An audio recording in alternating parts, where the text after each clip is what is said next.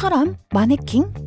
아이가 신기하듯 만져보는 이 사람은 교황청을 수호하는 스위스 근위병입니다. 그런데 바티칸의 교황청을 자국의 경찰이나 군대가 아닌 왜 스위스 근위병이 지키고 있는 걸까요? 여기는 어디일까요?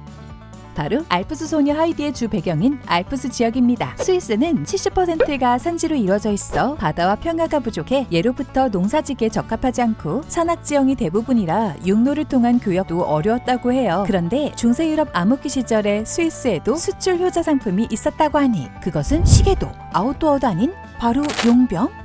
스위스 근인들은 유럽의 왕가들에게 소문이 자자했습니다. 산악지대인 스위스의 지형적 특성상 폐활량과 체력, 국경지대에 실전 병사 경험들이 풍부해 타국의 용병들보다 용맹했기 때문이죠. 실제로 프랑스 혁명 당시 파리에 위치한 틸트리궁에서는 루이 16세와 마리 앙투아네트 왕비를 지키기 위해 각국의 용병들이 파견되었으나 스위스 용병들을 제외한 병사들은 일제히 도망을 갔다는 일화도 있었습니다.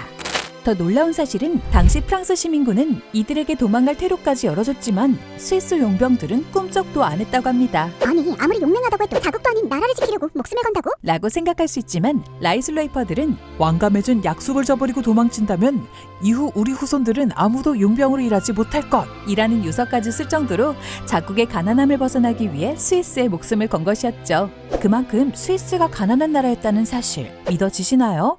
물론 현재는 여러 명품 브랜드로 잘 알려져 부자 나라로 인식을 굳히는 데 성공했습니다. 특히 스위스 하면 빼놓을 수 없는 것이 있죠. 바로 시계입니다. 시계 제작은 스위스를 대표하는 주요 산업입니다. 그런데 어떻게 생겨나게 된 걸까요? 16세기 후반 프랑스에서 일어난 종교전쟁으로 많은 신교도들이 박해를 피해 이주할 나라를 찾고 있었습니다. 마침 스위스는 프랑스와 오스트리아 등 많은 유럽 국가들 사이에 위치해 지리적 허브의 역할을 하고 있었습니다. 그 덕에 스위스에는 지역별로 다른 언어와 문화들이 형성되어 중앙 집권적인 기존 종교보다 독립적이고 자유로운 신교도가 강력하게 자리 잡게 되었죠. 이때 스위스로 이주한 프랑스 신교도들 중 실력 있는 시계공들이 스위스의 보석 세공 기술과 만나 이후 우리가 흔히 알고 있는 명품 브랜드 시계들의 발판이 만들어진 셈이죠. 이제 우리는 스위스의 역사를 잘 체감할 수 있는 한 도시로 떠나보겠습니다. 대한항공이 취항하는 스위스 츠리히 공항에서 차로 1시간 이내의 거리에 위치한 스위스의 심장 루체른. 루체른은 과거부터 알프스 산맥을 넘는 교통로의 요지로서 많은 볼거리와 역사의 흔적이 남아있답니다. 틸트리궁을 지키던 용병들을 추모하기 위해 만들어진 빈사의 사자상.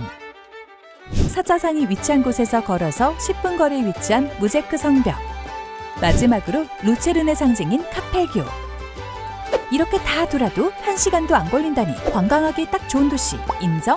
스위스를 방문하기 위한 대한항공의 항공편 스케줄은 다음과 같습니다. 주 3회 인천에서 출발하는 K917편, 쥐리히에서도 주 3회 출발하는 K918편입니다. 자세한 운항 스케줄은 대한항공 홈페이지를 참고해주세요. 용병들의 희생정신으로 위기 속에서 기회를 찾아 번성한 스위스. 용병과 시계의 역사 등 재미난 일화까지 알고 가면 여행의 풍미가 더욱 깊어지겠죠?